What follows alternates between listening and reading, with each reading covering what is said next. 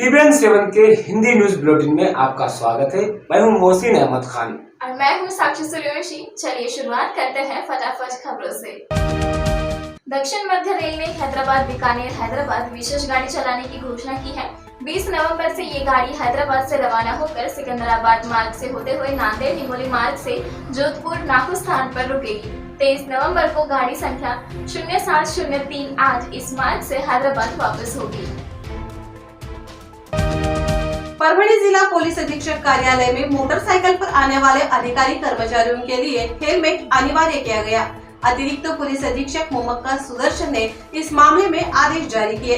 20 नवंबर से इस आदेश पर अमल किया गया, जिसके बाद शहर वातायत शाखा ने बिना हेलमेट के पुलिस अधीक्षक कार्यालय में आने वाले 9 पुलिस कर्मचारियों को 4500 रुपए जुर्माना वसूलने की कार्रवाई की गयी।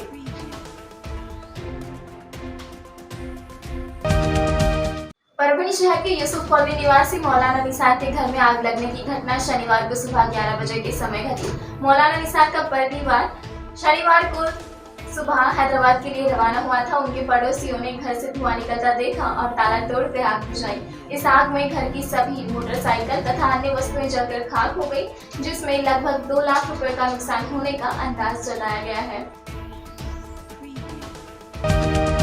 राज्य सरकार में विलय की मांग को लेकर एसटी कर्मचारियों का आंदोलन जारी है। महामंडल की चेतावनी के बाद भी कर्मचारियों ने आंदोलन खत्म नहीं किया है, जिसके बाद महामंडल ने राज्य के लगभग 238 कर्मचारियों की सेवा शनिवार को समाप्त कर दी है। साथ ही चरणबद्ध तरीके से अन्य कर्मचारियों की सेवा भी समाप्त करने की चेतावनी दे दी गई है। इसके बावजूद कर्मचारियों का आंदोलन जारी है। शनिवार को मुंबई के आजाद मैदान में चल रहे आंदोलन में शामिल होने के लिए जा रहे कर्मचारियों को हिरासत में लेने का सिलसिला शनिवार को दिन भर जारी रहा। परभणी जिले में शनिवार को 461 लोगों के नमूनों की जांच की गई, जिसमें 9 मरीज कोरोना पॉजिटिव पाए गए हैं। साथ ही 2 मरीजों की इलाज के बाद छुट्टी कर दी गई है। जिले के सभी अस्पतालों में अभी 38 मरीजों पर इलाज जारी है। साथ ही जिला प्रशासन की ओर से कोरोना वैक्सीन के लिए 51 केंद्रों पर वैक्सीन दिया जा रहा है, जहां पर नागरिक बड़ी संख्या में वैक्सीन लेने के लिए गर्दी कर रहे हैं।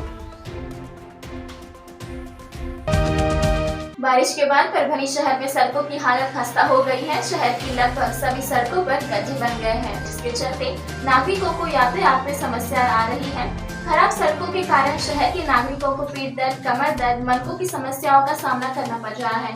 सड़कों की मरम्मत और नई सड़कों के निर्माण को लेकर मनपा की लापरवाही अपने आप में ही मिसाल बनती जा रही है। शहर के किसी भी मार्ग पर वाहन चलाना मुश्किल हो रहा है। शहर के मुख्य मार्ग पर गड्ढों से भर गए हैं। अपना कॉर्नर से जेल रोड सड़क की हालत बदतर हो गई है। इन सड़कों की मरम्मत नहीं होने से नागरिकों में रोष देखने को मिल रहा है। शहर के मांगी रोड पर बड़े बड़े गड्ढे निर्माण हुए हैं। इस सड़क का निर्माण कब होगा, ऐसा सवाल परिसर के नागरिकों द्वारा किया जा रहा है। राज्य में बाल अधिकार आयोग की स्थापना करने की मांग को लेकर आज परभणी में बाल पंचायत की ओर से जागतिक बाल दिन के अवसर पर उप जिलाधिकारी महेश बड़तकर को ज्ञापन सौंपा गया।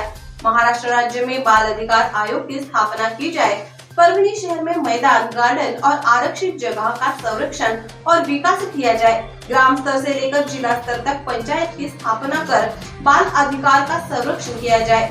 परभणी शहर के सभी सड़कों की मरम्मत की जाए। सरकार के बाल अधिकार संरक्षण के लिए सभी समितियों की स्थापना किए जाए आदि मांगे शांति प्रकल्प बाल पंचायत की ओर से की गई।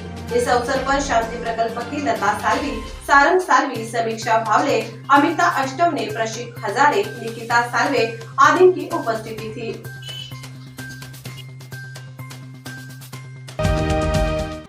अगले वर्ष 2022 के अप्रैल मई में परभणी शहर महानगर पालिका के चुनाव होने की संभावनाएं हैं।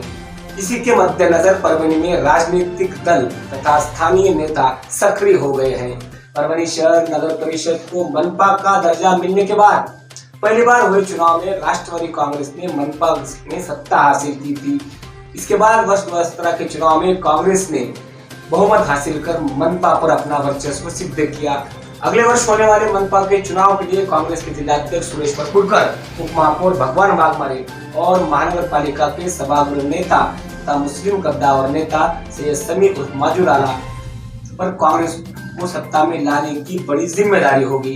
राष्ट्रवादी कांग्रेस पार्टी ने पूर्व महापौर प्रताप देशमुख पर दूसरी बार विश्वास जताते हुए उन्हें शहर जिलाध्यक्ष की जिम्मेदारी सौंपी है। शिवसेना की ओर से सांसद संजय यादव और विधायक डॉक्टर राहुल पाटिल का झंडा मनपा में लहराने का प्रयास रहेगा, तो भाजपा की ओर से आनंद भरोसे को अपना दमखम दिखाना होगा। राज्य में कांग्रेस राष्ट्रवादी शिवसेना की महाविकास आघाड़ी सरकार है, किंतु स्थानीय स्तर पर गठबंधन होने की संभावनाएं ना के बराबर है। इसी के साथ एमआईएम बहुजन वंचित आघाड़ी भी पहले ही मनपा में चुनाव लड़ने की घोषणा कर चुकी है। नई बार रचना सदस्यों की बढ़ने वाली संख्या को देखते हुए आने वाले परभनी शहर महानगर पालिका का चुनाव दिलचस्प होगा, ऐसा दिखाई दे रहा है।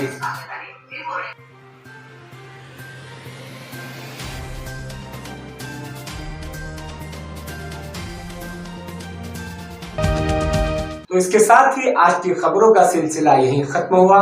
तो फिर कल मिलते हैं नई खबरों के साथ, तब तक के लिए जय हिंद, जय महाराष्ट्र।